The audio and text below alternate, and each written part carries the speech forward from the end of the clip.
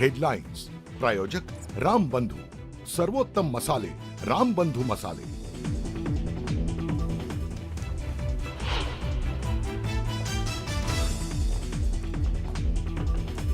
राष्ट्रवादी काँग्रेसकडून राज्यसभेकरता राजेंद्र जैन यांना उमेदवारी जाहीर। सुनील तटकरेंकडून नावाची घोषणा। इंडिया आघाडीची आज महत्त्वाची बैठक। सुप्रिया सुळे दिल्लीत दाखल, तर उद्धव ठाकरे व्हीसीद्वारे उपस्थित राहणार।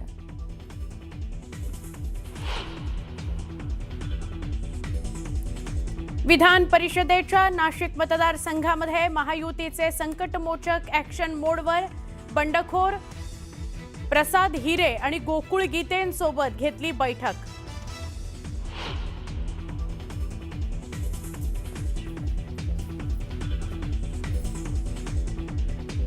मुंबईमध्ये वॉटर टँकर असोसिएशनचा संप। केंद्रीय भूजल प्राधिकरणाच्या नियमांच्या कठोर अंमलबजावणीच्या निषेधार्थ संपाची हाक।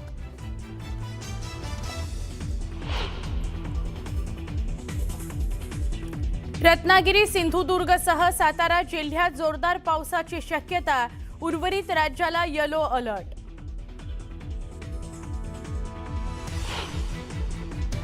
आणि इस्रायलच्या बैरूत आणि हैफा शहरावर मिसाईल आणि ड्रोन हल्ला केल्याचा इराणचा दावा, तर प्रत्युत्तरासाठी परवानगीची वाट पाहतोय इस्रायली संरक्षण दलाचं वक्तव्य।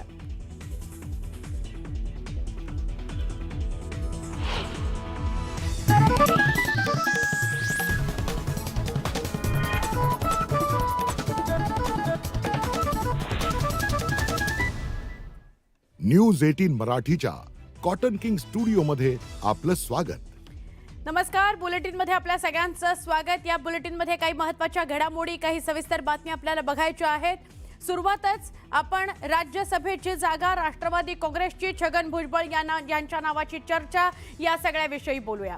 भाजपकडून छगन भुजबळ यांची अट मान्य न करण्यात आल्यानं छगन भुजबळांनी राज्यसभेवर जायला नकार दिलाय, अशी सूत्रांची माहिती आहे।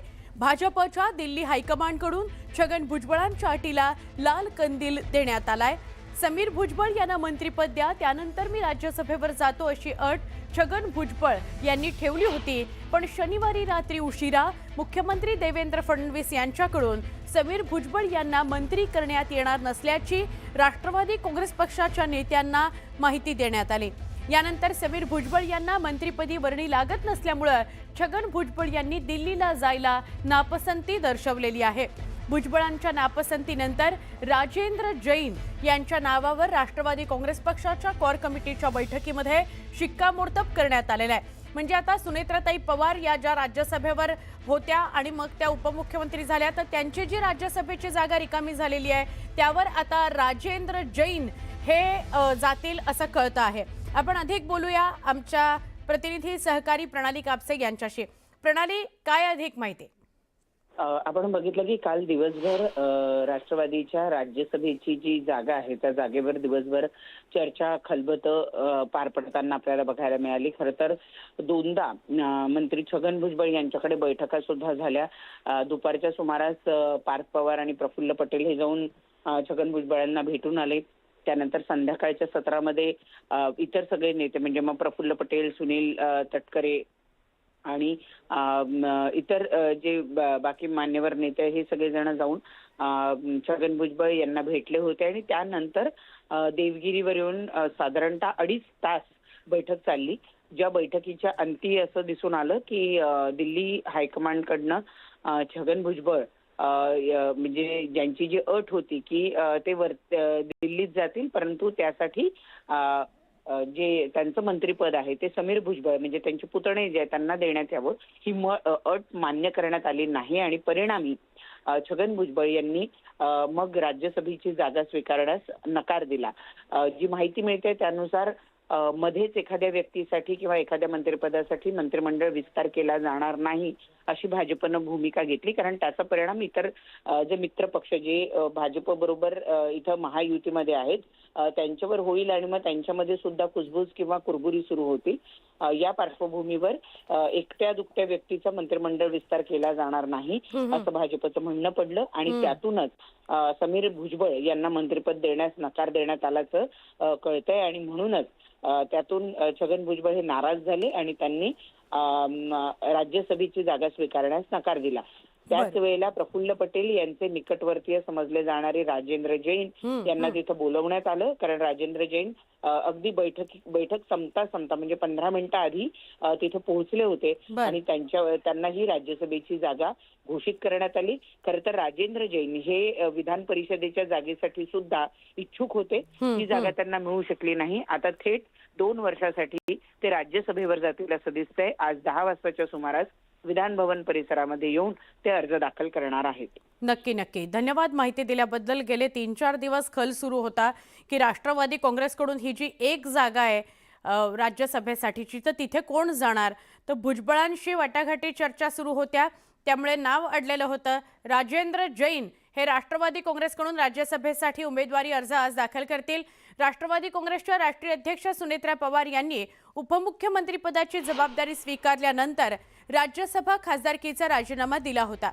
या रिक्त झालेल्या जागेवर कुणाला संधी द्यायची याबाबत राष्ट्रवादी काँग्रेसच्या अनेक बैठका झाल्या.